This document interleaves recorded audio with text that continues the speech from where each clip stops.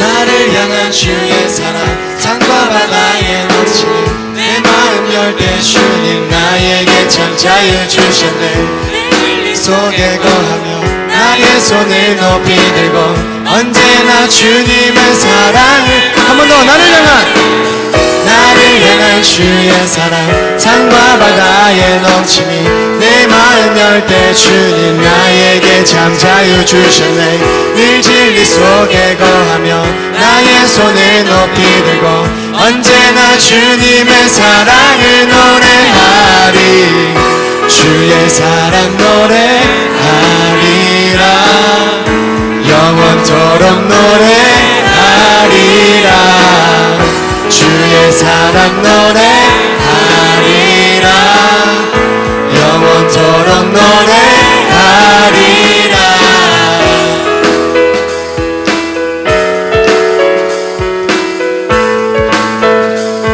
처음부터 고백하겠습니다. 나를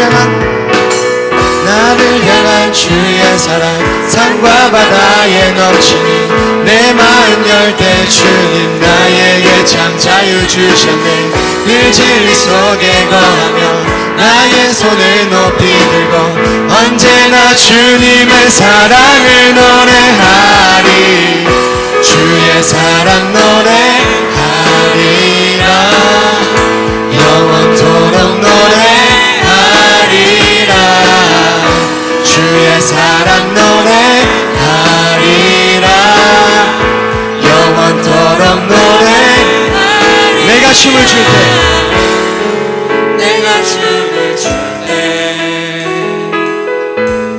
다 비웃겠지만 그들도 주 알게 되면 함께 기뻐 춤을 추게. 우리 한 번 더 내가 춤을 출 때 내가 춤을 출 때 다 비웃겠지만 그들도 주 알게 되면 함께 기뻐 춤을 추게 되리. 나를 향한 주의 사랑 산과 바다에 넘치니 내 마음 열 때 주님 나에게 참 자유 주셨네. 늘 진리 속에 거하며 나의 손을 높이 들고 언제나 주님의 사랑을 노래. 주의 사랑 노래하리라. 영원토록 노래하리라. 주의 사랑 노래하리라. 영원토록 노래. 우리 목소리로 주의 사랑 노래하리라. 영원토록 노래하리라. 주의 사랑 노래하리라. 영원토록 노래하리라. 우리 한 번 더 주의 사랑 노래하리라. 주의 사랑 노래하리라. 영원토록 노래하리라. 주의 사랑 노래하리라. 영원토록 노래하리라.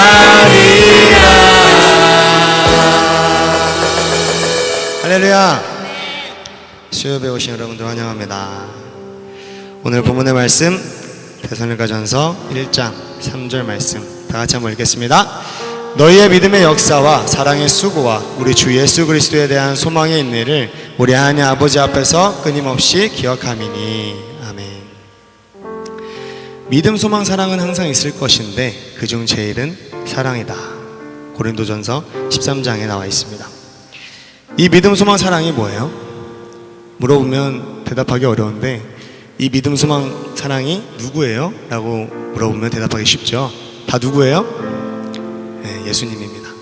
믿음이라는 예수님, 소망이라는 예수님, 사랑이라는 예수님이에요. 성경 본문을 보면 믿음은 역사라고 나와 있고 사랑은 수고하는 것이라고 나와 있습니다.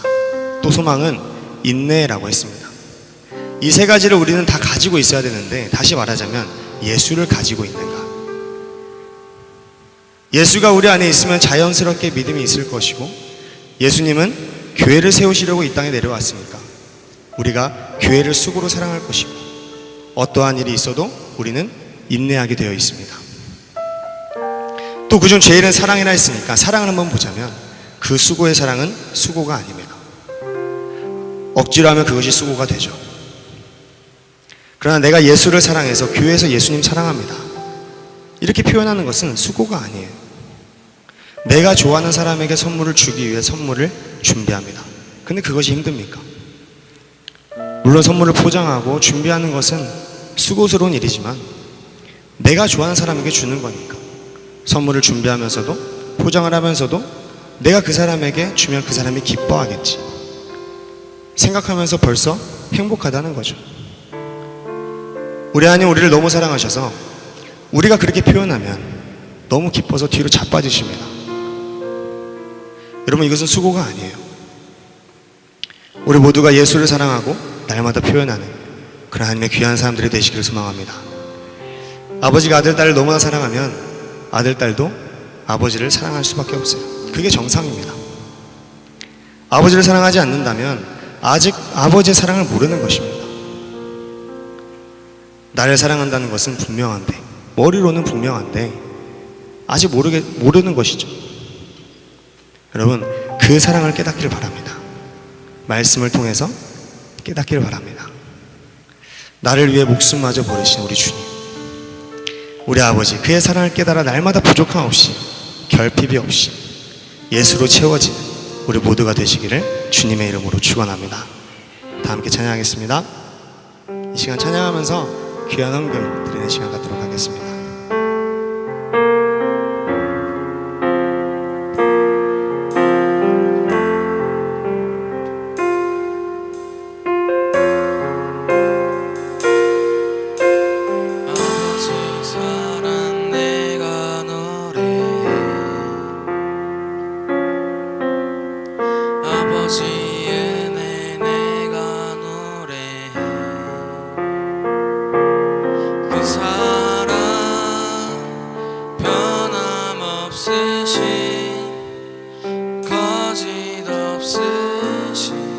성실하신 그 사랑,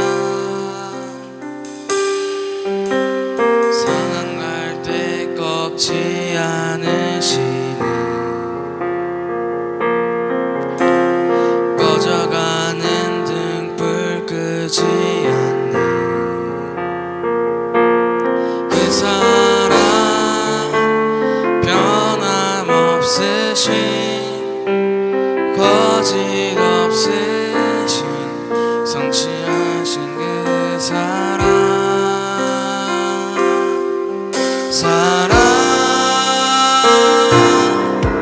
그 사랑, 날 위해 죽으신, 날 위해 다시 사신 예수 그리스도, 다시 오실 그 사랑, 죽음도 생명도 천사도 하늘의 어떤 권세도 끊을 수 없는 영원한 그 사랑 예수.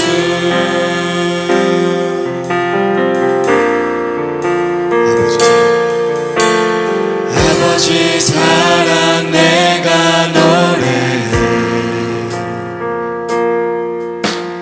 아버지 은혜 내가 노래해, 그 사랑 변함없으신, 거짓 없으신, 성실하신 그 사랑, 상한 갈 때 꺾지 않으시는, 꺼져가는 등불 끄지 않는 그 사랑, 변함없으신, 거짓 없으신, 진실하신 그 사랑,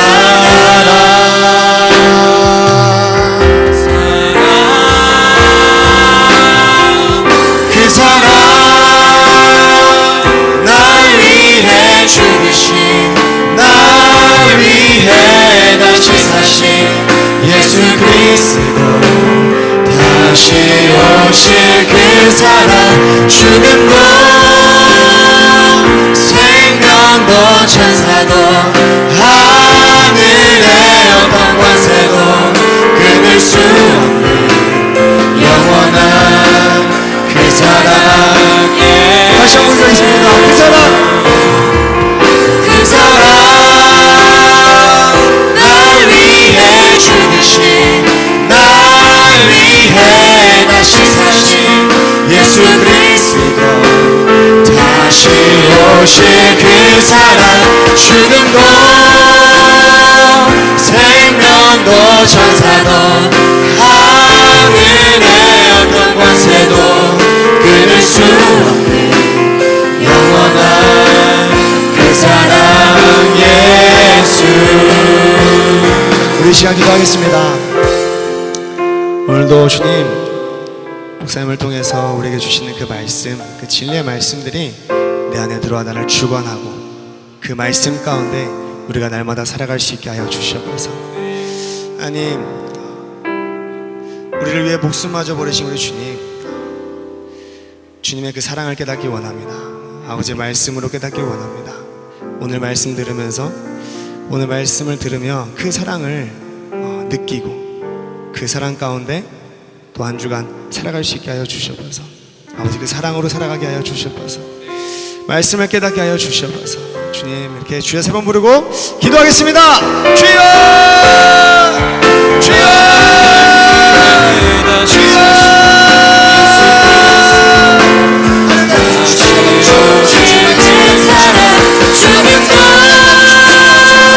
생명도 천사도 하늘의 어떤 권세도 끊을 수 없는 영원한 그 사랑 예수. 그 사랑 날 위해 죽으신 날 위해 다시 사신 예수 그리스도 다시 오실 그 사랑 죽음도 생명도 천사도 하늘의 어떤 권세도 끊을 수 없는 영원한 그 사랑 예수. 그 사랑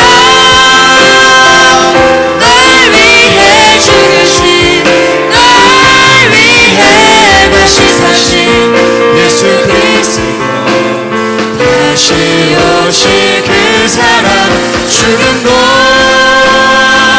생명도 천사도 하늘의 어떤 권세도 끊을 수 없는 영원한 그 사랑 예수. 다시 한번 그 사랑, 그 사랑 날 위해 죽으신 날 위해 다시 사신 예수 그리스도 다시 오실 그 사랑 죽음도 생명도 천사도 하늘의 어떤 권세도 끊을 수 없는 영원한 그 사랑 예수. 우리 하나님 아버지, 하나님 앞에 귀한 예물 드립니다. 주님 나라 천국에 쌓아지게 도와주시고 하나님이 기쁘게 받으실 만한 예물 되게 하옵소서. 우리의 시간과 물질과 몸과 마음이 다 하나님의 것인 걸 인정합니다. 작은 것도 하나님의 것이고 큰 것도 하나님의 것입니다. 구체적으로 선교하는 것과 하나님 구제하는 일에 쓰여지게 도와주시옵소서. 하나님, 우리에게 말씀을 주셔서 그 말씀으로 살게 하옵시며 예배 철저하게 성공함으로써 우리 하나님 말씀이 우리와 더불어 하나가 되게 하시고 특별히 그 말씀을 나누며 하나님 그 나누는 그 말씀을 통해서 많은 사람들이 유익을 받게 도와주시옵소서. 우리와 늘 함께 하시는 주님께 감사합니다. 충만케 하시는 주님께 감사를 드립니다. 예수님 귀하신 이름 받들어 기도 올리옵나이다. 아멘. 주님께 감사합니다.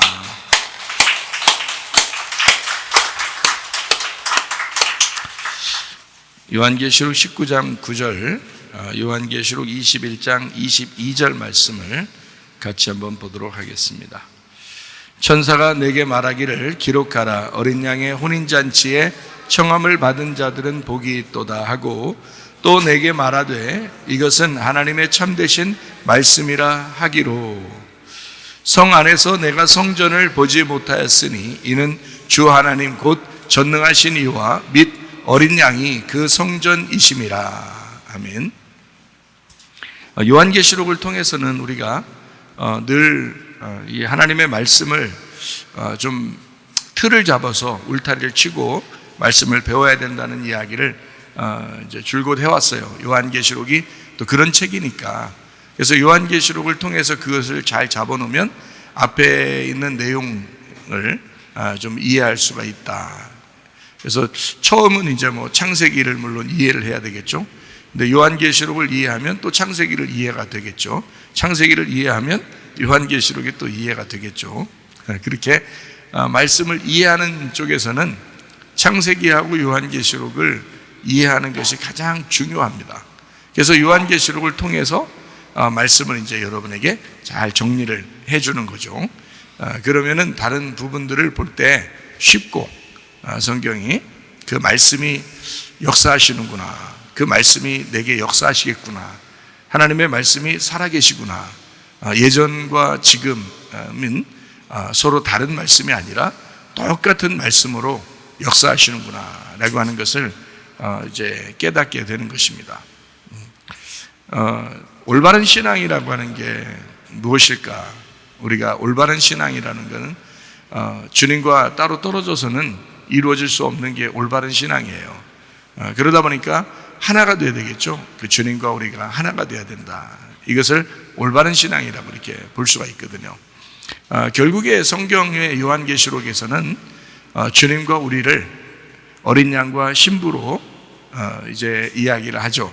그리스도와 교회가 서로 하나가 된다. 이것을 요한계시록의 결론이라고 볼 수가 있어요.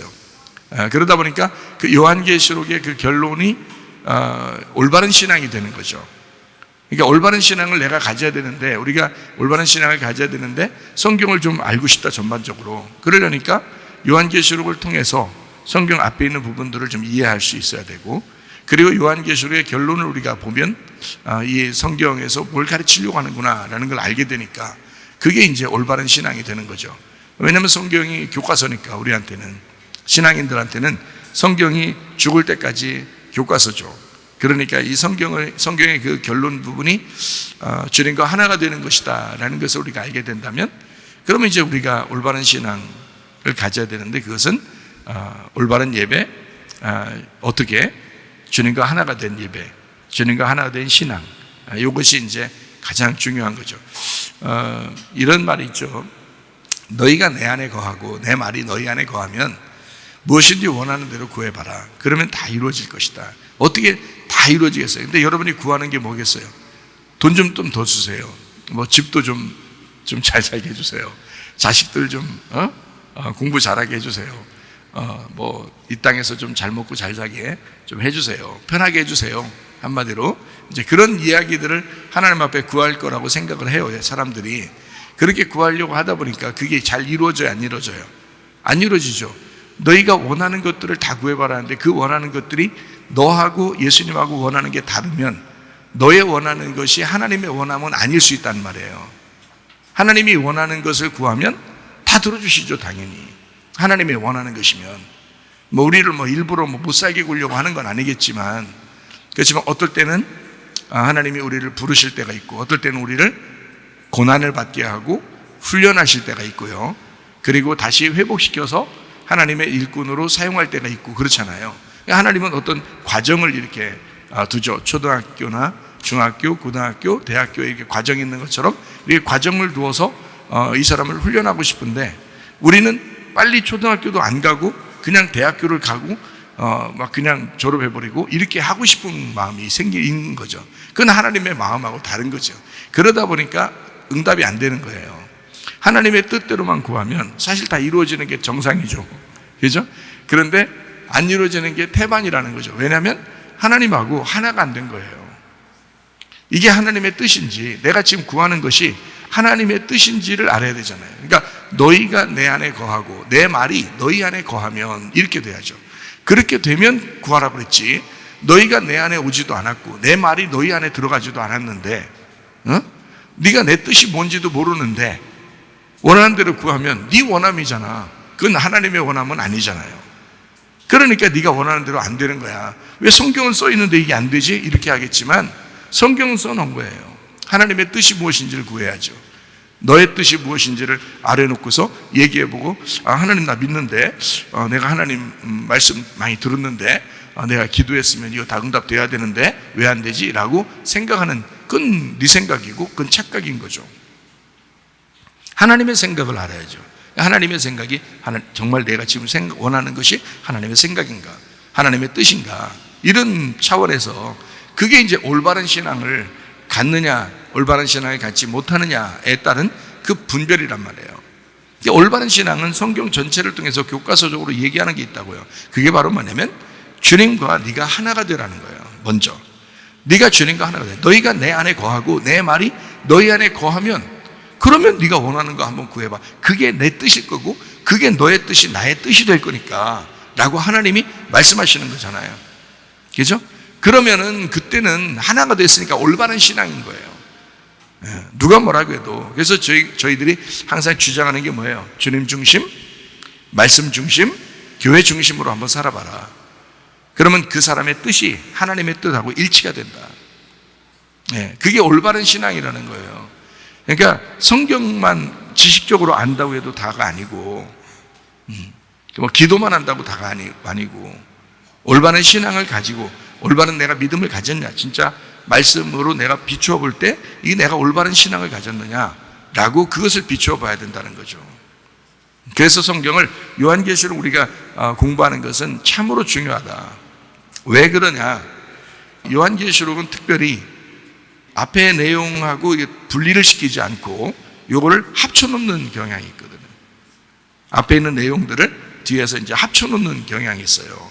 이 요한계시록이. 그거를 저는 이제 올바른 신앙이라고 생각하는 거예요. 분리를 시키면은 이게 나누어지겠죠. 그런데 이거를 분리하지 않고 이것을 하나로 엮으려고 하는 그런 내용이 이제 요한계시록이기 때문에 요한계시록을 제대로 공부하면 앞에 있는 내용들을, 성경의 내용들을 많이 이해하게 된다는 것입니다. 성경, 이제 우리가 성경을 통해 전반적으로 어떻게 이제 구분해야 되냐면, 여러분은 우리가 왼쪽과 오른쪽이 서로 다르잖아요. 그죠? 그런데 성경은 어떻게 해야 돼요? 왼쪽에서 오른쪽으로 가야 된다, 이렇게 얘기하는 거거든요. 그러니까 왼쪽도 나쁜 게 아니고 오른쪽도 나쁜 게 아니야. 왼쪽에서 오른쪽으로 가야 되는 그 과정을 그린 것이 너의 인생들이고, 그 과정들이 광야 생활이고, 그게 이제 우리 성경이라고 하는 거예요. 그렇기 때문에 왼쪽과 오른쪽은 같이 우리가 붙어 있는 것처럼, 몸에 이렇게 왼손과 오른손이 붙어 있는 것처럼 왼손에서 오른손으로, 그러니까 왼손은 땅이고 오른손은 하늘이다. 그래서 땅에서 하늘로 이렇게 된 거지, 땅이 나쁜 거다, 하늘만 좋은 거다, 이렇게 말하지 않는다는 거죠, 성경은. 그래서 이거를 일치시키니까 이게 땅에서 하늘로, 왼쪽에서 오른쪽으로, 육체에서 영으로, 이렇게 되는 거죠. 율법에서 복음으로. 그러니까 율법도 복음도 같은 거란 말이에요. 이게 같은 거. 그럼 땅도 하늘도 어때요? 같은 거예요. 땅이 하늘이고 하늘이 땅이에요. 그 어떻게 그게 가능해요? 주님 안에 있으면 가능하잖아요. 주님이 주님이고 나는 나잖아요. 나는 땅이고 주님은 하늘이죠. 그런데 내가 주님 안에 들어가면요, 주님이 내 안에 오시면요, 하늘이 땅이 되고 땅이 하늘이 되잖아. 이게 이제 성경 말씀. 그래서 요걸 그대로 이게 이제 일치가 되면은 이게 성경이 다 그렇게 보여요. 이해하겠죠? 무슨 말인가? 성경이라고 하는 게 어떻게 보면 굉장히 어려운 거죠. 왜냐하면 나누어지니까 한없이 나누어지는 거고, 요거를 하나로 이렇게 보게 되면 하나가 되니까 쉬운 거죠, 성경이. 그러니까 복음은 아주 쉬운 거고 간단한 것입니다. 근데 이제 그거를 우리가 이제 자꾸 나누었다 보니까 그런 거예요. 그러면 음녀하고 신부는 어떻게 되는 거예요? 음녀하고 신부. 음녀는 무조건 나쁜 거, 신부는 무조건 좋은 거가 되겠죠. 그죠? 그러면 음녀가 나쁜 거고 신부가 좋은 거다라고 얘기해주면 사람들이 난 신부지 이렇게 생각하기도 하고, 난 음녀인데 어떡하지 이렇게 생각하는 사람도 있단 말이에요.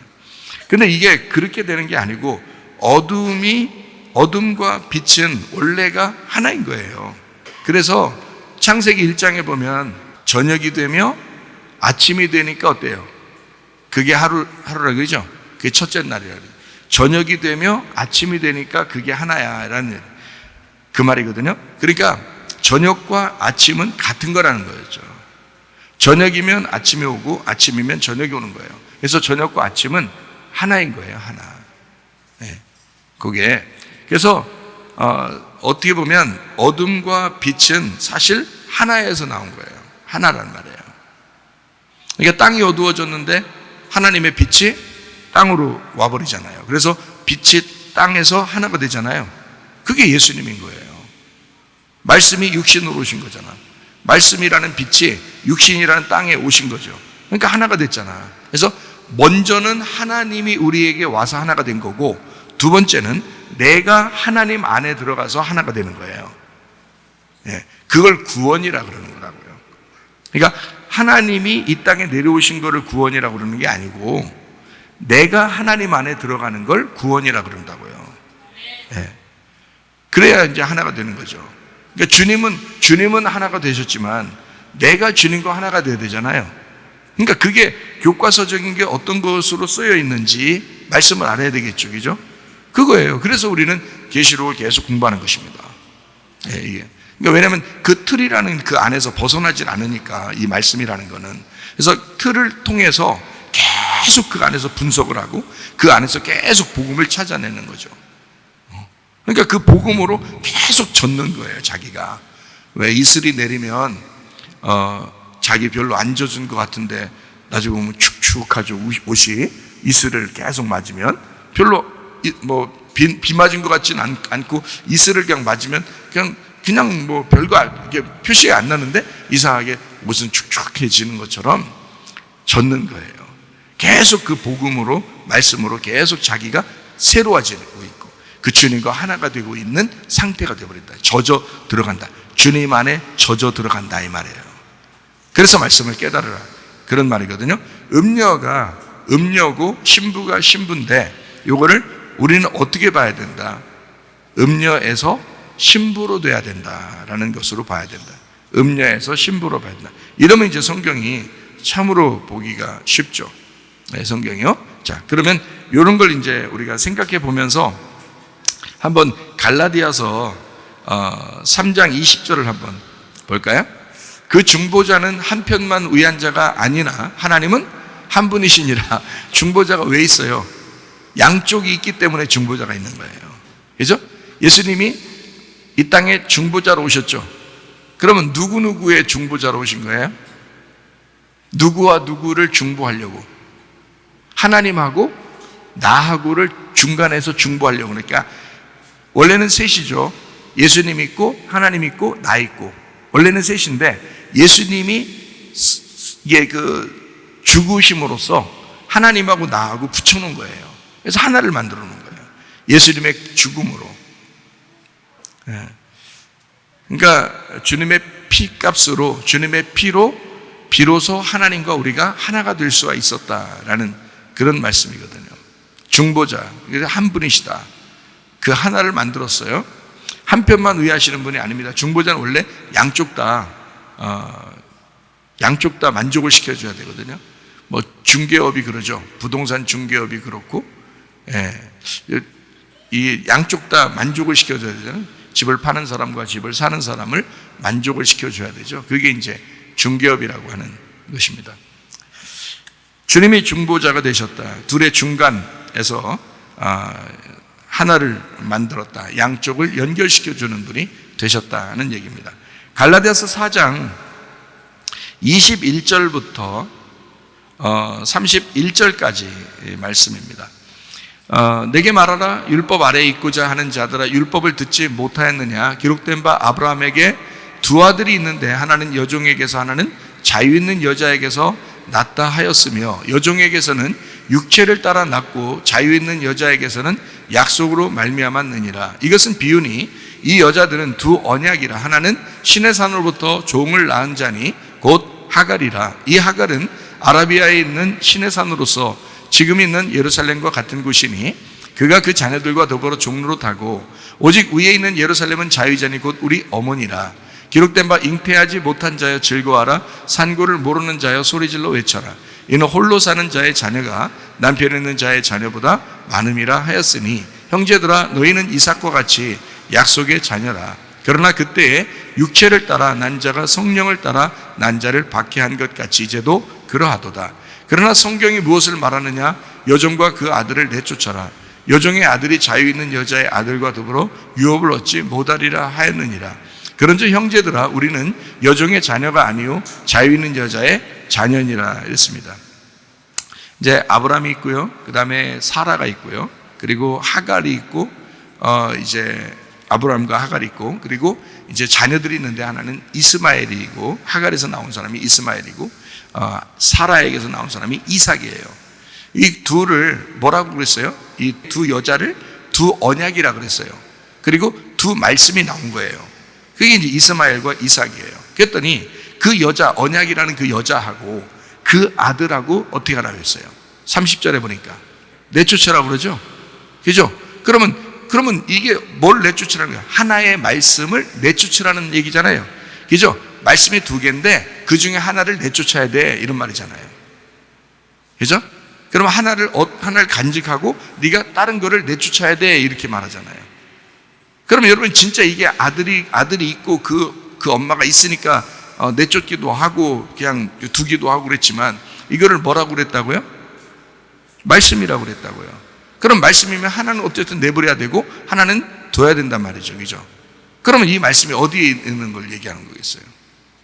네, 아브라함이라고 하는 그 안에 있는 거란 말이에요. 아브라함이 아내가 둘이잖아요. 네, 아들도 둘이고, 그죠? 네, 그러니까 아브라함 입장에서는 한쪽을 내버려야 되고 한쪽은 취해야 된다는 거죠. 그러면 아브라함이라는 내가 믿음의 사람으로 올바른 신앙을 가지려면 어떻게 된다? 하나를 내보내고 하나를 가지고 있어야 된다는 거예요. 그러면 하나 내보내는 그 하나를 뭐라고 얘기해야 돼? 요한계시록으로 말하면 음녀라는 것입니다. 음녀를 내보내고 신부를 받아들여야 돼 라는 말이죠. 무슨 말인지 아시겠죠? 그죠? 이게 말씀이라는 말입니다. 그래서 음녀도 신부도 다 말씀을 얘기하는 거예요. 음녀도 신부도. 그러니까 말씀에서 말씀을 받아들이려다 보니까 음녀를 내보내야 된다, 이렇게 되는 거죠. 자, 어렵지 않습니다. 음녀라는 것은 성경에 요한계시록에 많이 나오지만 사실 앞에도 다 어떤 이야기냐면 우상숭배나 종교나 어떤 율법적인 거나 뭐 이런 거를 결론적으로 요한계시록에서 뭐라고 표현한 거냐면 음녀라고 표현한 것이죠. 그죠? 신부라고 하는 것은 복음을 얘기하는 거예요. 믿음을 얘기하는 거예요. 그러니까 그것은 간직해야 되겠다. 아브라함과 이삭과 사라, 이것은 이제 믿음의 언약을 얘기하는 거죠. 말씀, 복음을 얘기하는 겁니다. 신부를 얘기하는 거죠. 이렇게 신부를 받아들이고 음녀를 내보내라. 그러니까 음녀를 내보내라 라는 말은 다른 말로 종교를 내보내라 이 말이에요. 너의 종교심을 내보내라 이 말이에요. 그죠? 복음을 받아들이고 종교심을 내버려라. 근데 대부분이 사실 신앙생활 하면서 올바른 신앙이 믿음으로 신앙생활을 해야 되는 건데 종교적인 신앙생활이 참 많죠, 사실은. 왜냐하면 인간 습성이 종교적인 습성을 가지고 있거든요. 그게 이제 비는 거예요. 빌고 노력하고 뭔가 이렇게 노력을 하고 이게 열심으로 하는 그런 게 인간의 습성이거든요. 종교라고 그래요, 그거를. 성경에서는. 우리가 노력으로 율법적으로 천국에 오는 거였으면 예수님이 이 땅에 와서 십자가 못 박혀 죽으실 필요가 있어요? 그렇게 따지면? 그럴 필요 없죠. 십자가 못 박혀 돌아가시면서 우리 보고 뭐라 그래요? 믿음으로만 오라고 그러잖아요. 믿음으로. 예수님을 믿음으로만 오라고 그러잖아요. 다른 거 없잖아. 그러면 뭔가 종교성을 가진 것과 믿음을 가진 것은 반대인데 우리의 속에서 간직해야 될 것과 우리의 속에서 버려야 될 것이 무엇인지를 이제 분명히 가르쳐 준다. 그러니까 우리 자체가 뭐냐면 음녀고 우리 자체가 신부다. 그러니까 나라는 음녀에서 나라는 신부로 바뀌어야 된다는 것을 얘기하는데 나라는 음녀성을 가진 말씀에서 율법적인 거죠. 나라는 율법적인 음료성을 가진 말씀에서 신부성을 가진 그런 말씀으로 바뀌어야 된다는 것을 얘기하는 거죠. 우리 속에서. 그거를 바꿔주는 데가 어디냐면 교회예요. 그래서 그 복음을 정확하게 이 양쪽을 알고서 설명해 주면 되는 거예요. 그러면 그걸 깨닫게 되는 거구나. 아, 성경이 이런 식으로 돼 있구나. 순서가 이런 식으로 돼 있구나. 라는 것을 이제 알게 되는 거죠.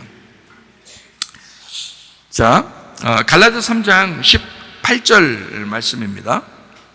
만일 그 유업이 율법에서 난 것이면 약속에서 난 것이 아니니라. 그러나 하나님이 약속으로 말미암아 아브라함에게 주신 것이라. 약속으로 주신 것이다. 신부, 믿음, 복음에 대한 이야기. 음료와 종교와 율법이 아니라 신부인 믿음에 대한 복음에 대한 이야기다. 갈라디아서 1장 7절 8절입니다. 다른 복음은 없나니 다만 어떤 사람들이 너희를 교란하여 그리스도의 복음을 변하게 하려 함이라. 그러나 우리나 혹은 하늘로부터 온 천사라도 우리가 너희에게 전한 복음 외에 다른 복음을 전하면 저주를 받을지어다. 복음이 굉장히 중요하겠죠, 그죠? 복음이 얼마나 중요하면 이거 잘못 전하면 저주받는데요, 그죠? 자기가 전한 말 아니면 다 저주받는데요. 바울이 얼마나 심각하게 얘기한 거겠어요, 이 말이에요. 그러니까 그만큼 복음이라는 게 중요한 거예요. 그러면 그 복음을 깨달으려면 저주받는 다른 복음이 무엇인지를 알고 있어야 되겠죠. 그게 바로 음료의 말씀이란 말이에요. 그 음료의 말씀을 알고 그리고 복음이라는 신부의 말씀을 알게 되면 그러면 이제 음료의 말씀에서 신부라는 복음의 말씀으로 옮겨오면 되는 거거든요. 예. 그런데 우리도 모르는 사이에 율법적으로 다시 음료의 복음으로 다시 간다는 거죠. 그러면 이제 저주를 받는다고 얘기하잖아요. 이게 강력하게 얘기하느라고 그러는 건데 실제로 복음을 정확하게 깨닫지 못하면 천국 가기는 어렵잖아요. 그렇기 때문에 복음에 대해서 아주 강조한다. 다른 복음과 참된 복음이 있다. 이런 얘기예요. 그러니까 여러분과 저는 어떻게 해야 돼요? 끊임없이 참된 복음을 따르셔야 되겠죠. 네. 참된 복음이 무엇인가를 늘 우리가 연구하고 늘 배우고 늘 가르치고 그래야 된단 말이에요. 그 참된 복음이 아니면 다 저주받으니까 생각을 해보세요. 복음이라는 게 그만큼 중요해요. 그러니까 사람들이 말은 복음 하지만 실제로 자기가 죽는 복음이 아닌 그런 복음을 가지고 음료처럼 살아가려고 그냥 자기만 포장하려고 하는 그런 말씀들이 얼마나 많겠어요. 그러면 안 된다는 거죠. 그런 교회들이 얼마나 또 많겠냐고요.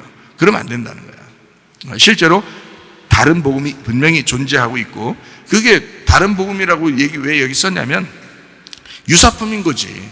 비슷하니까 그런 거예요. 비슷하니까 그렇게 보이는 거예요. 비슷하니까. 그러니까 정확하게 알지 않으면 안 된다는 거죠. 진짜 복음을 깨닫는다 그러면 어떻게 깨닫냐면 자기가 경험해야 돼요. 자기 가슴으로 경험해야 됩니다. 그러면 진짜 복음을 깨닫게 돼요. 그런 사람이 또 얘기를 해줘야 돼. 그 참된 복음이 무엇인지를.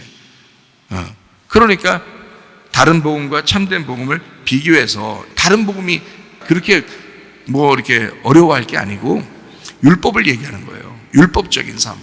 율법적인. 다 이 세상 사람들은 율법에 걸려 있어요. 율법에 걸려 있어서 선악으로 나누고 사람들을 비판하고 판단하고 다 남편과 아내도 부모와 자녀도 교인들 간에도 다 율법적이기 때문에 그래서 비판하고 판단하는 거예요. 사람들이. 남 얘기하면 재밌다 그러잖아요. 그거 다 비판이에요. 다 판단이고. 또 왜 그러냐면 율법적이기 때문에 그렇습니다. 자기는 안 그럴 것 같은, 자기는 아닌 것 같은 마음이 들어오기 때문에 선과 악으로 나누는 거거든요. 그게.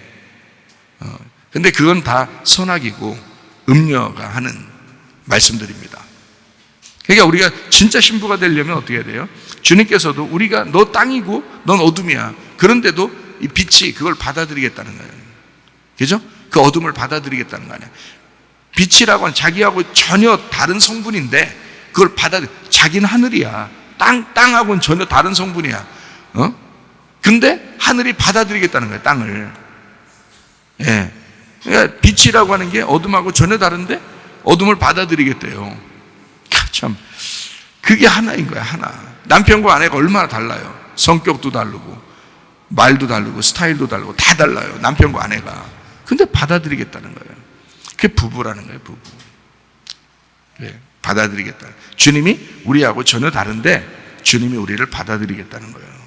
그 정도 사랑받은 사람들이 이 땅에서 부부가 사랑 안 하는 말도 안 되지. 그죠?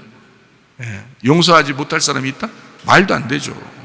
왜냐하면 주님의 사랑을 그렇게 받았다고 생각하고 예배드리는 사람들이 서로 용서하지 못한다? 이건 말도 안 되는 소리입니다.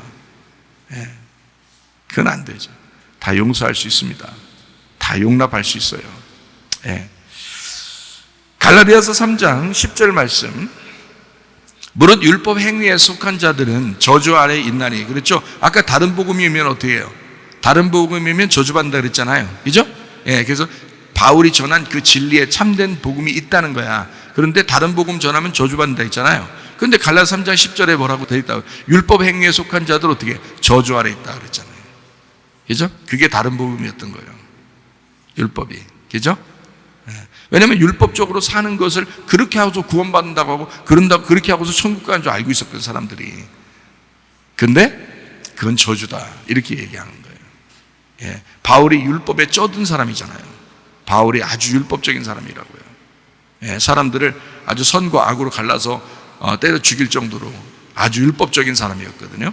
그런데 이분이 하는 얘기가 율법 행위에 속한 자들은 저주 아래 있다. 기록된 바 누구든지 율법책에 기록된 대로 모든 일을 항상 행하지 아니하는 자는 저주 아래에 있는 자라 하였음이라. 우리가 율법 다 행할 수 있어요, 없어요? 다 행할 수 없어요. 행할 수 없는 거를 받아들인 게 은혜라는 거야, 그게. 근데 율법 어떻게? 자기가 지켜보겠다는 거 아니야. 지켜보고서 천국 가겠다는 거 아니에요. 근데 그 중에 하나라도 못하면 다 저주 아래 있는 거다. 못 지킨 거다. 이렇게 얘기하잖아요. 예, 근데 우리는 아예 못 지킵니다, 하나님. 그래서 예수님이 필요한 거예요. 라고 예수님만 자꾸 찾는 거예요. 예수님만 자꾸 찾아요. 그러니까 그게 진짜 복음인 거예요. 그게 은혜라고 그러는 거예요. 우리는 은혜 받은 사람들이에요. 은혜 받지 않은 사람은 천국 갈 수 없습니다. 다 은혜 받았기 때문에 천국 가는 거예요. 그거를 깨달으라는 거예요. 그래서 내가 죽을 죄인이구나. 근데 은혜를 받았구나 라는 것을 알게 된 거죠. 갈라디아서 3장 19절 말씀입니다. 그런즉 율법은 무엇이냐? 번법함으로 더하여진 것이라 천사들을 통하여 한 중보자의 손으로 베푸신 것인데 약속하신 자손이 오시기까지 있을 것이라 그랬습니다. 모세에게 전한 그 복음은 천사를 통해서 율법을 전해줬다라고 이야기했습니다. 자, 갈라디아서 3장 20절 말씀이요. 그 중보자는 한편만 의한 자가 아니나 하나님은 한 분이시다. 둘의 연결을 했다. 그 진리로 하나님이 하나가 되셨다라는 것입니다. 모세에게 준 그 천사의 율법은 나누는 거지만 주님이 중보자가 되신 것은 하나로 연결시키는 것이다. 하나님과 우리를 연결시키는 것이었다라는 얘기예요. 갈라디아서 3장 25절 말씀. 믿음이 온 후로는 우리가 초등교사 아래 있지 아니하도다. 그러니까 자, 여러분이 초등교사 아래 있다. 그러면 지금 여러분은 믿음이 온 거예요, 안 온 거예요? 안 온 거라는 거예요. 그럼 초등교사가 뭐예요, 그럼? 성경에서 말하는 초등교사가 뭐예요? 율법이에요. 율법. 그러니까 율법 아래에 있으면 너는 믿음이 아직 안 온 거야. 이 말이에요. 여러분 봐요. 자, 음녀가 아직 존재하면 신부가 안 되죠. 그죠? 음녀가 존재하면 신부가 안 돼. 그래서 음녀를 쫓아내야 되거든요. 우리 속에서. 자, 이스마엘이 내 속에 있고 이삭이 있는데 이스마엘이 안 나갔으면 아직 나는 이스마엘인 거야. 이스마엘을 쫓아내라 그러잖아. 그래서 하나님이 아브라함에게 이스마엘을 쫓아내라. 그래야 이삭이 선다는 거예요. 그러면은 이스마엘이라는 말씀이 내 속에서 떠나가야 이삭이라는 말씀이 내 속에 세워지죠.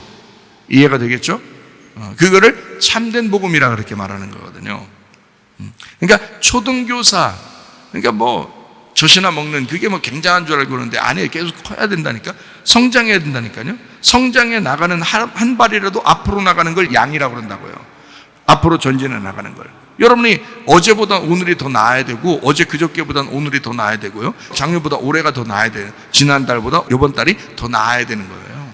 이번 달보다 다음 달이 훨씬 더 성장하고 있었어야 되는 거예요. 그래야 이게 살아있는 사람인 거예요. 살아있는 사람은 성장하는 특징을 갖고 있잖아. 그게 양이라 그러는 거예요. 양.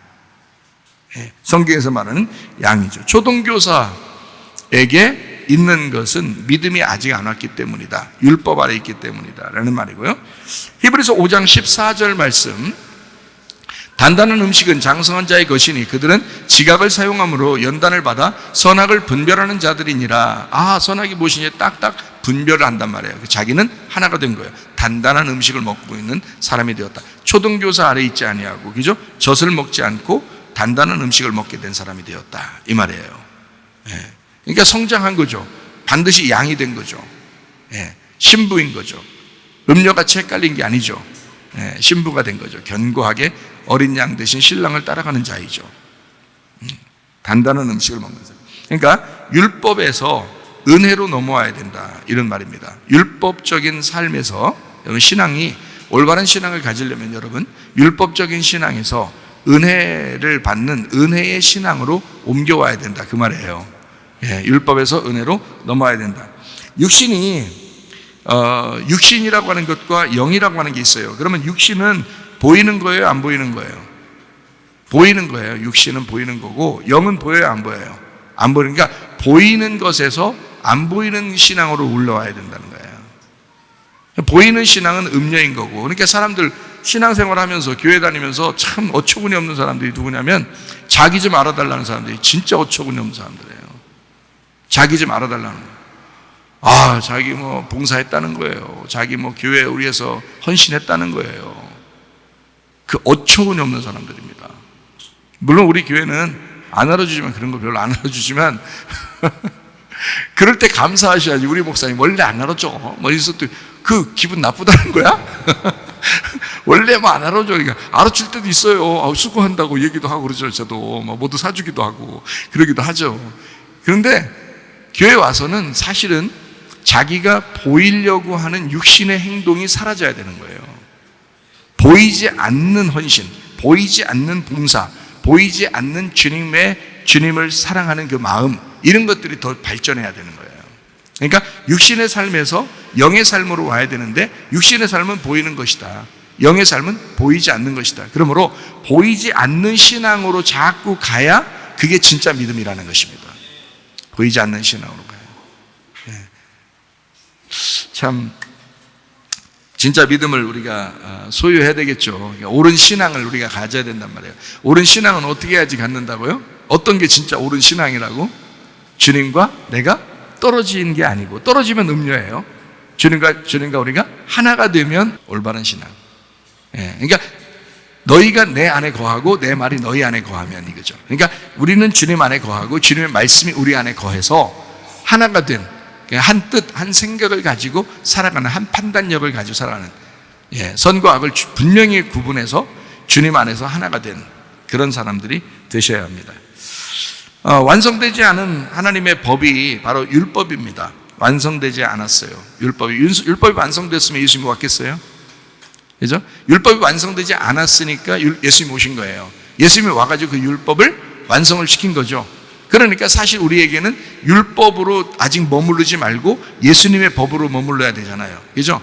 근데 사람들은 예수님 왔을 때도 예수님을 이렇게 치워버리고 옛날에 있는 그 율법을 자꾸 따른 거예요. 예수님 왔는데도. 그런 사람들이 이제 수건에 눈이 이제 가리워져서 수건을 덮어놓고 사는 그런 사람들이 되는 거죠. 수건을 풀러놓고 이렇게 살아야 되겠죠. 부활의 삶을 살아야 되는데 영적인 삶을 얘기하는 것입니다. 완성된 하나님의 법 안에 사는 사람들이 되셔야 됩니다. 그러므로 완성되지 않은 그 율법에서 완성된 사랑의 법으로 와야 된다는 거죠. 그게 진짜 주님의 법이니까 그 완성된 법으로 돌아와야 된다. 그래서 성경을 글자로 이렇게 보는 사람들이 참 많거든요. 뭐 그래요. 뭐 어떤 사람들은 뭐 이런 얘기도 하고, 어떤 사람 저런 얘기도 하고, 또 어떤 뭐 신학도 다 달라요. 신학도 뭐 자유주의 신학도 있고, 뭐 무슨 보수주의 신학도 있고, 또 문자주의도 있고, 또 무슨 뭐 다른 이렇게 에큐메니칼도 있고, 이렇게 다 신학이 다 다른데, 제가 볼 때는 사실 하나 될 수 있는 방법이 있어요.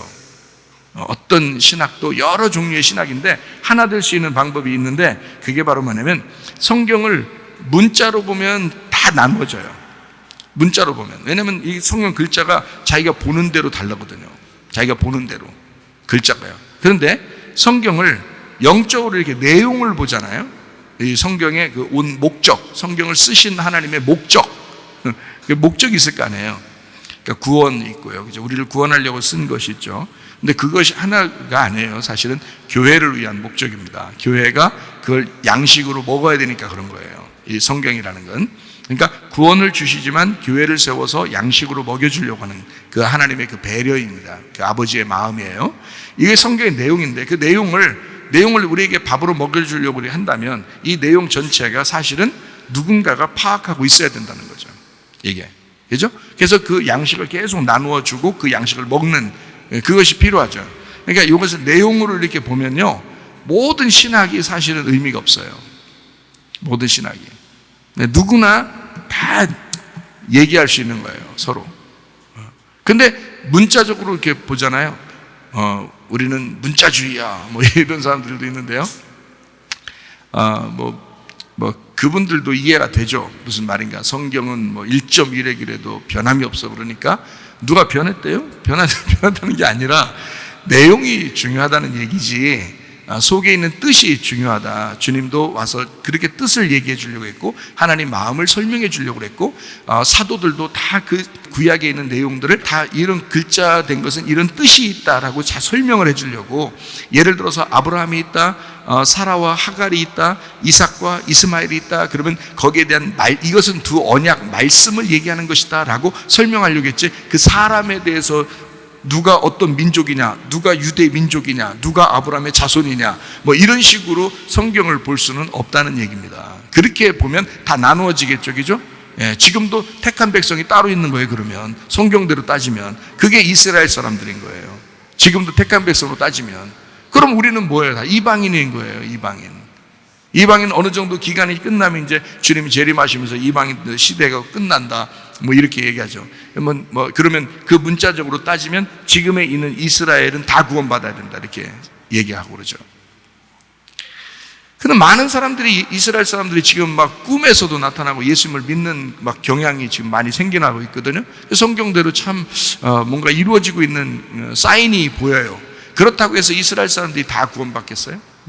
그렇지 않아요. 지금 이스라엘 사람이나 지금 이방인이나 똑같습니다. 똑같아요. 하나님의 백성들. 예수님 안 믿는 사람이나 믿는 사람이나 사실 다 똑같아요. 그래서 자기가 하나님을 믿는 이스라엘 사람도 자기가 하나님을 믿으면 되고요. 스님도 주님을 만나서 하나님 믿으면 되는 거고요. 우리도 주님을 믿으면 되는 거예요. 주님을 믿는 사람들이 하나님의 백성인 거예요. 지금은 똑같거든요. 내용이 그렇다는 거예요. 그런데 겉으로 글씨로만 보면 이게 다 나누잖아요. 유대인이 누구냐, 이방인이 누구냐, 뭐 이게 다 나눠버리면 사람이 다 달라지죠. 그렇게 성경을 보면 안 되죠.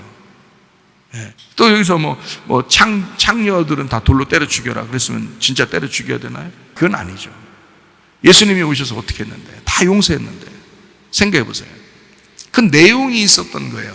살인하지 말라 그러면 살인하지 않으면 되는 건가요, 이제? 바리새인들은 살인하지 않으니까 자기들 믿음에 잘 지켰다 이렇게 얘기하지만 사실 살인하지 말라라고 하는 것도 다 미워하지 말라는 게 마음에 있는 거죠.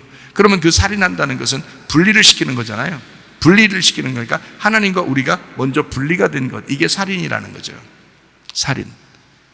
그러니까 선악과를 먹은 자체가 살인인 거예요. 이게 하나님을 살해해버린 것입니다. 우리가 그것을 이 땅에 내려와서 그 살해 당하신 예수님이 그것을 증명해낸 겁니다. 결국 누가 죽인 거냐면 우리가 죽인 거예요. 우리가 선악과 먹고 우리가 예수를 죽인 거야. 그거를 진짜 회개하고 구원받은 사람은 막 엉엉 울죠. 왜냐하면 자기가 예수를 죽였으니까. 그게 구원인 거예요. 그냥 예수님 믿겠습니다 이런다고 그냥 다 구원받고 그런다고 구원받았겠어요? 그러니까 네 생활이고 다 네 생활대로 하잖아요. 자기 생활 다 없어지죠. 진짜 구원받으면. 진짜 구원받고 진짜 주님 목적대로 성경대로 산다면 자기 생활 다 없어지죠. 주님을 위해서만 살죠. 그렇지 않겠어요? 네. 주님과 하나 된 삶을 살죠. 교회를 위해서, 주님을 위해서 살아가죠. 근데 사람들이 자기의 어떤 문자적인 어떤 중심에 딱 이렇게 매여가지고 다 나눈다면. 근데 사실은 이것을 내용으로 본다면 성경이 다 이제 모두 다 하나가 될 수 있는 거예요. 어떤 사람도 다 용납할 수 있는 내용이 되는 것입니다. 성경 말씀은요. 그렇게 내용을 아는 거예요. 우리가 내용을 자꾸 설명해 주는 것은 바로 그래서 그런 거예요. 모두 다 서로 다른 사람들이 없다는 거예요. 하나님의 귀한 존재들이라는 거예요. 한 사람이라도 구원받게 하려고 하나님은 아주 애쓰시는 거죠. 예. 그 내용을 자기의 마음을 알려줌으로써 하나님의 마음이죠. 예, 그런 것입니다. 그래서 내용을 봐야 된다라는 얘기고요. 구약 성경에 보면 제사를 많이 드립니다. 제사 예배죠. 근데 신약에 오면은 어떤 예배를 드려요? 영과 진리의 예배를 드리라고 그러잖아요. 영과 진리 예배는 우리가 뭐 잘 알죠. 많이 찾아봤으니까 우리가 이제까지.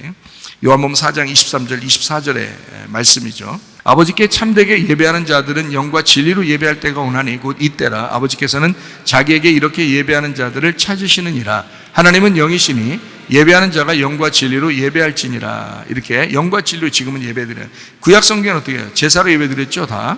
그런데 예레미야 7장 21절부터 26절까지 보면 이렇게 나와요. 만군의 여호와 이스라엘의 하나님께서 이와 같이 말씀하시되 너희 희생 제물과 번제물의 고기를 아울러 먹어라. 사실은 내가 너희 조상들을 애굽 땅에서 인도해 낸 날에 번제나 희생에 대하여 말하지 아니하며 명령하지도 아니하고 오직 내가 이것을 그들에게 명령하여 이르기를 뭐라고 했냐면 제사 드린다는 거 그거 하라고 얘기한 거 아니라는 거예요. 예레미야 때 멸망했잖아요, 예루살렘이.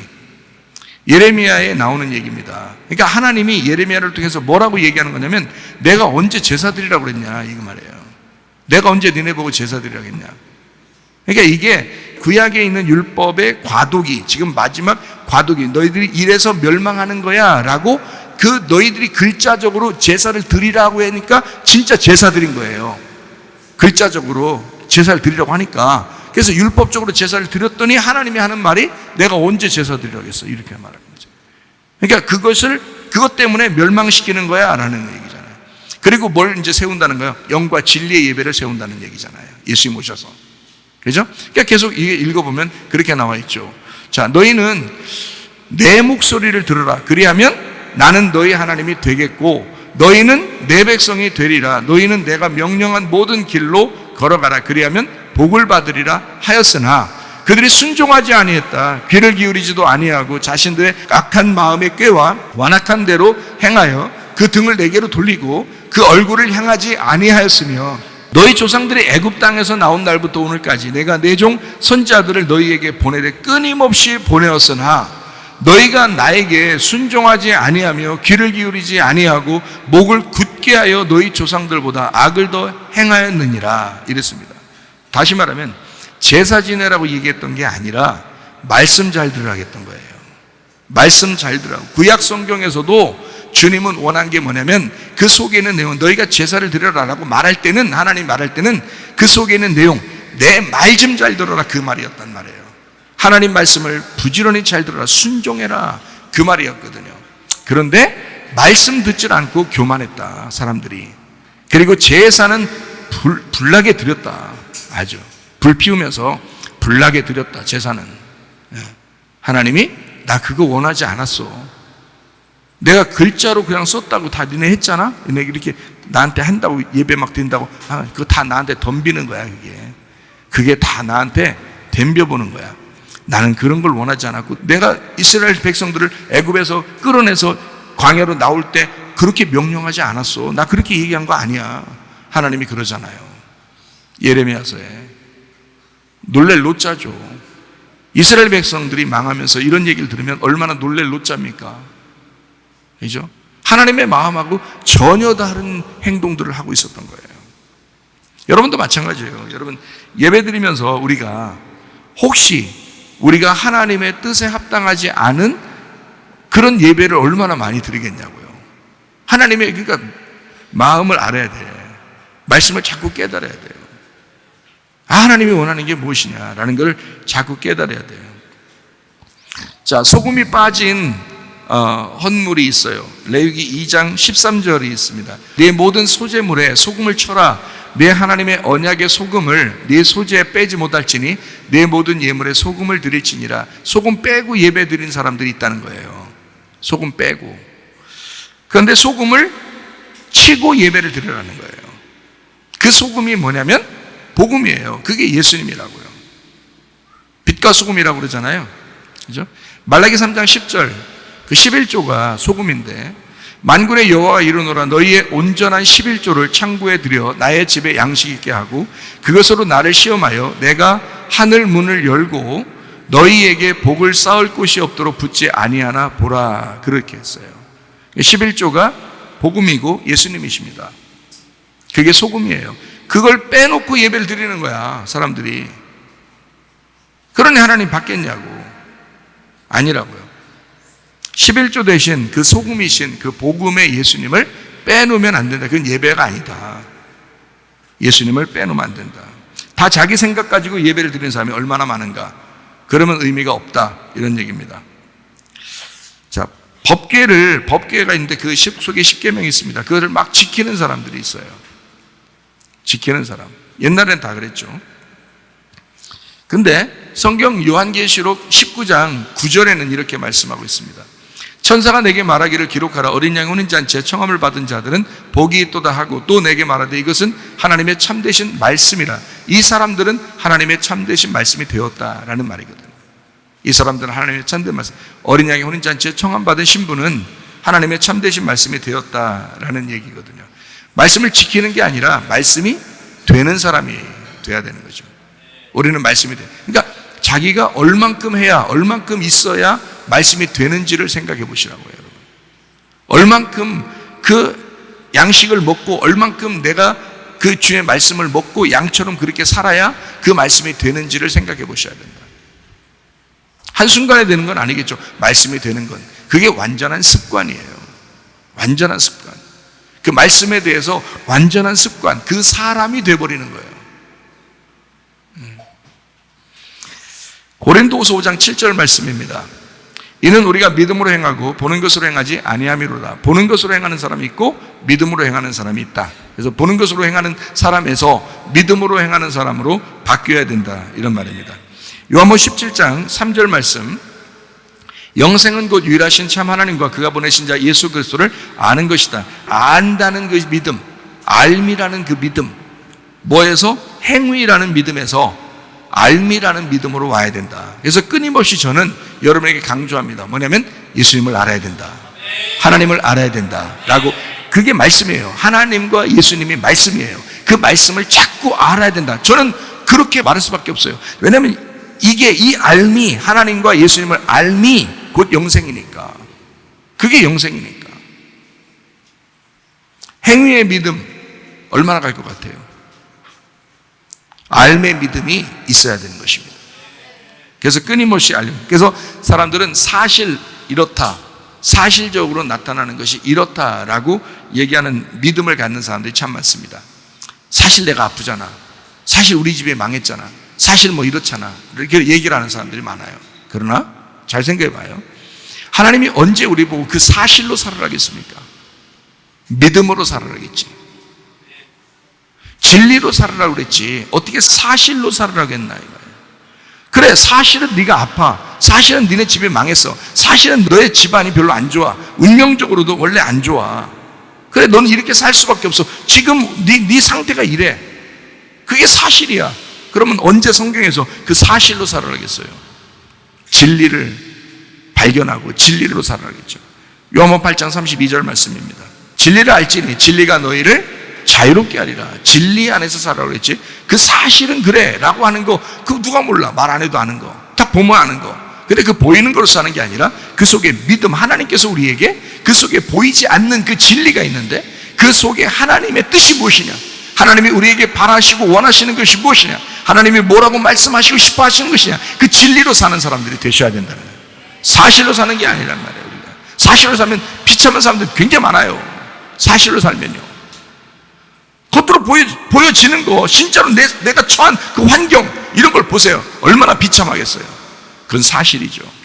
사실의 믿음을 우리에게 강조하는 게 아니라 성경은 진리의 믿음을 강조합니다.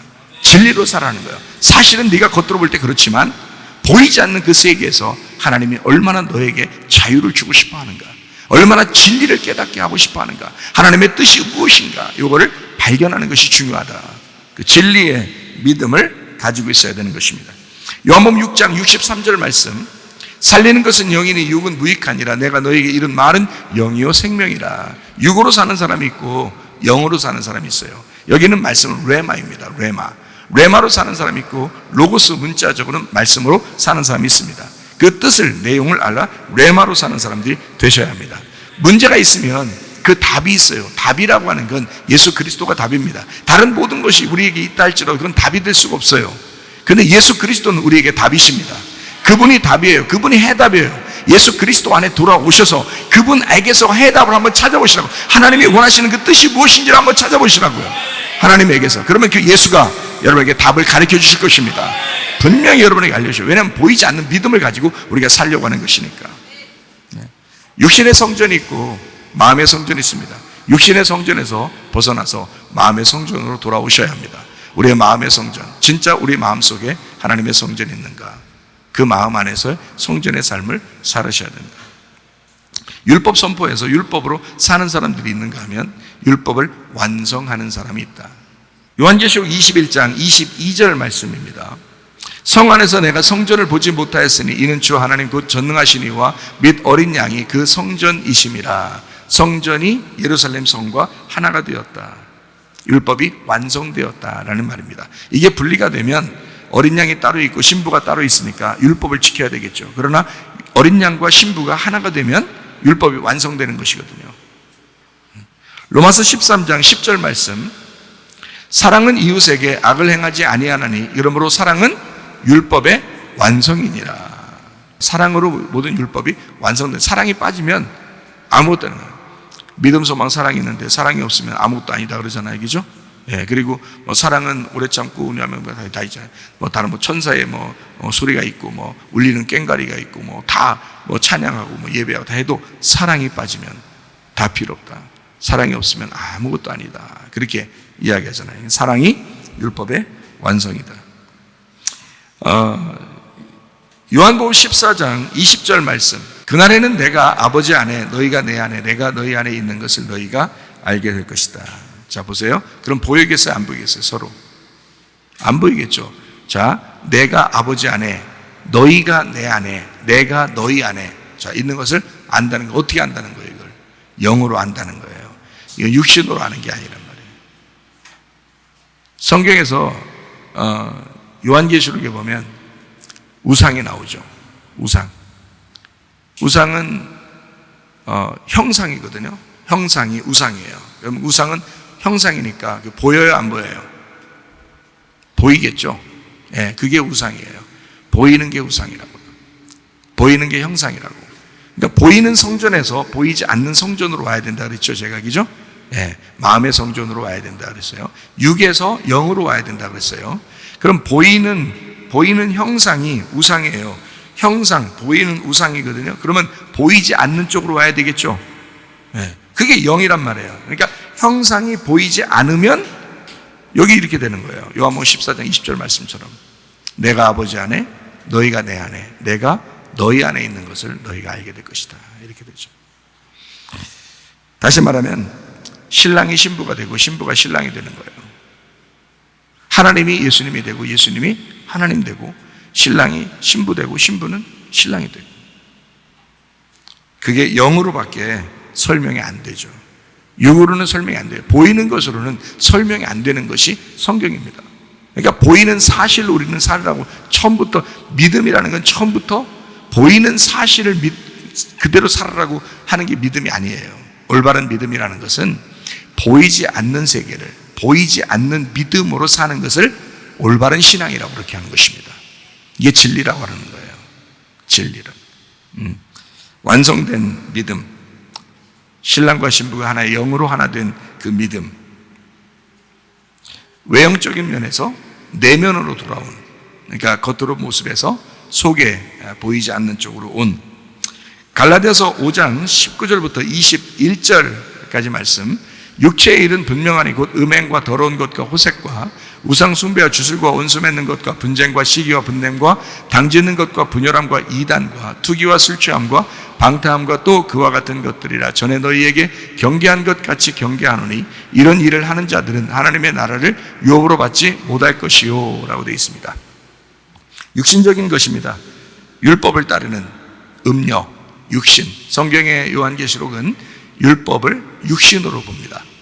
그러니까 율법적으로 따르는 음녀, 이거를 육신. 그래서 육신으로 가는 사람들은, 바울은 율법을 따르는 사람들을 저주받은 자라 이야기했고, 그리고 이 갈라디아서 여기 말할 때는 육신을 따르는 자들이다. 이렇게 얘기를 해요. 육신을 따르는 자들은 여기 지금 말하는 게, 여기 말하는 뭐 술 취함, 뭐 투기, 방탕함, 뭐 음란, 뭐 이런 모든 게 다 이 세상 사람들 얘기하는 게 아니에요. 우리 속마음을 얘기하는 것입니다. 육신적인 마음을 얘기하는 거예요. 음녀를 얘기하는 거예요. 음녀. 예. 그게 육신을 얘기하는 거야. 그 율법적인 삶을 얘기하는 거고요. 그게 선악과라고 얘기하는 것입니다. 갈라디아서 5장 22절, 23절. 오직 성령의 열매는 사랑과 희락과 화평과 오래 참음과 자비와 양선과 충성과 온유와 절제는 이 같은 것을 금지할 법이 없느니라. 그러니까 죄와 사망의 법에서 생명의 성령의 법으로 옮겨야 된다. 음녀의 법에서 신부의 법으로 옮겨야 된다라는 말씀입니다. 율법을 따르는 자에서 율법을 완성된 자로, 그러니까 음녀에서 신부로 와야 된다. 여기가 요한계시록을 보면, 그러니까 성경이 다 풀리죠. 요한계시록을 제대로 알게 되면 성경이 다 풀리죠. 하나님께서 그 내용을 얘기하는 거니까요. 글자를 얘기하는, 글자는 다 틀려요. 창세기부터 요한계시록까지 글자를 다 틀리게 얘기했습니다. 그러나 내용을 얘기하는, 우리는 내용을 알자고 하는 거잖아요. 그죠? 그러면 모두 다, 모든 신학도 나눠질 필요가 없었던 거예요. 다 하나였던 겁니다. 율법은 우리를 억압합니다. 그런데 진리는 우리를 자유하게 한다고 요한복음 8장 32절에 말씀하고 있죠. 진리를 알지니 진리가 너희를 자유롭게 하리라. 그러니까 뭔가 매여 있는 사람도, 신학에 매여 있는 사람, 뭐 자기 믿음이 옳다고 막 매여 있는 사람, 뭐 이런 것들도 성경에 뭐 성경이 그랬잖아 그러면서 딱 뭐 매여 있고 그런 사람도 사실 큰 의미 없습니다. 진리를 알아야 돼요. 진리를 알아야 자유롭게 된다고. 그러니까 마음이 편해지죠. 마음이 넓어지고 모든 것을 수용할 수 있고 받아들일 수 있고, 그렇죠? 예, 이게 진리를 알게 되면 자유롭게 된다, 그런 말씀입니다. 율법을 지키는 거에서 약속을 지키는 것으로 바뀌어야 되고요. 율법을 지키는 것은 사랑이 오히려 파괴가 되는데, 약속을 지킨다 그러면 사랑이 오히려 완성이 되죠. 그래서 결혼식을 율법이라고 안 하잖아요. 결혼식을 남편은 이렇게 하고 아내는 이렇게 해야 돼, 율법적으로 얘기하지 않잖아요. 언약을 얘기하잖아요. 약속을 하잖아요. 그죠? 신랑이 약속하고 신부가 약속합니다. 그 약속을 지키죠. 그죠? 사랑이 완성되기 위해서. 약속을 지킴으로써 사랑이 완성돼요. 그러니까 자, 믿음을 다시 한번 이제 정리하죠. 마지막으로 올바른 신앙을 갖는다는, 올바른 믿음을 갖는다는 것은 행함의 믿음에서 마음의 믿음으로 옮겨와야 된다. 행함에서 마음의 믿음으로 옮겨와야 된다. 그게 올바른 신앙이다. 그러면 마음의 믿음에서 이제 올바른 믿음을 가져야 되니까 예수님과 하나님을 제대로 알아야 되겠죠. 제대로 알게 되는 것을 뭐라 그래요? 예배라 그래요. 신부의 예배라 그래요. 그럼 신부의 예배를 드림으로써 누구를 알게 되나요? 신부의 예배를 드리면 어린 양 되신 예수님을 알게 돼요. 그리고 그 어린 양 되신 예수님을 소개하고 싶어지죠. 그 말씀이라는 어린 양을 자꾸 소개하고 싶어져요. 그걸 선교라 그러는 것입니다. 그러니까 신부가 예배에 성공하게 되면 선교를 하게 된다는 거죠.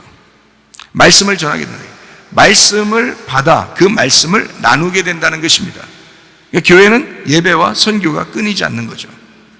그래서 말씀이 계속 퍼져나가야 돼요.